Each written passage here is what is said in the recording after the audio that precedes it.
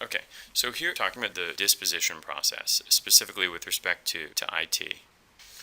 So what we're going to do generally for dispositions, the kind of overall disposition approach. So we're going to have a quest form, and the form will have a bunch of questions. And the questions have kind of a set of answers that you can pick from, and typically the answers here will be create case, already done, or not applicable. And then there's a field for notes. And at the top of the form, there's a bunch of information, and for example, it might say asset manager, and then, you have the person's name, IT lead, maybe, just kind of depend on how we decide to do it.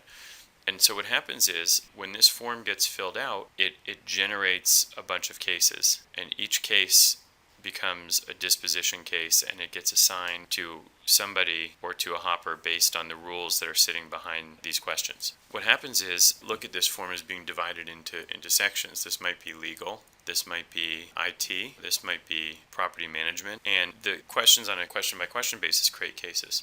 So we really have two choices here with respect to something like IT in particular. Is we can give IT a section and it has a bunch of questions in that section, or we can just have one question here, and it would say something like, fill out IT disposition checklist. Okay, or it might even better say assign someone to fill out that, and then we would have create that case, or don't, or NA, whatever. But assuming that they say yes, it creates a case, and it would send it, for example, to the director of IT, or maybe to help desk.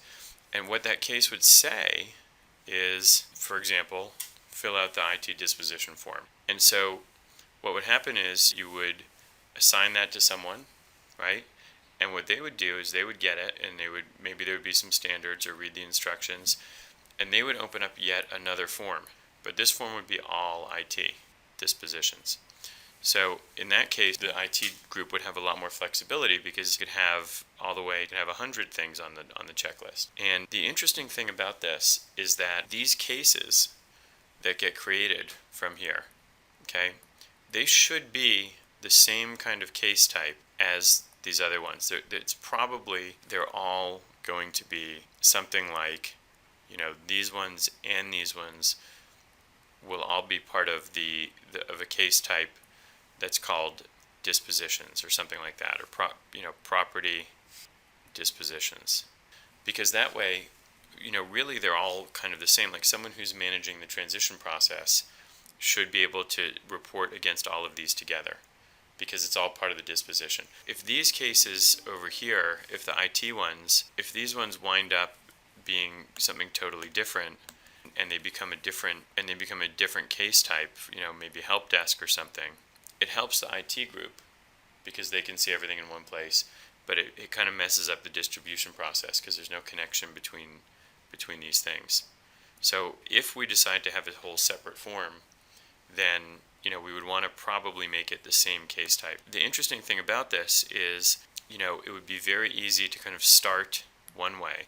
Start with this over here and just start with, make it like not more than 4 or 5 things. And as you go and you determine that, hey, maybe this is getting more complicated, then eliminate all these questions, reduce it down to one, activate this form, and just spin it up. And you don't even have to tell anybody anything. There's no training. The IT director will get that case, that he'll assign it, go to this person on the team. It would be very easy for us to evolve this process later and iterate. So I would probably start with, we have an existing list. There's only a couple questions there about IT. Take your 4 or 5 questions, stick them in there, and move on to something else where there's no benefit in having additional complexity if it's not helpful, or if this might get you 80% of the way there with 5 questions or 10 questions or whatever.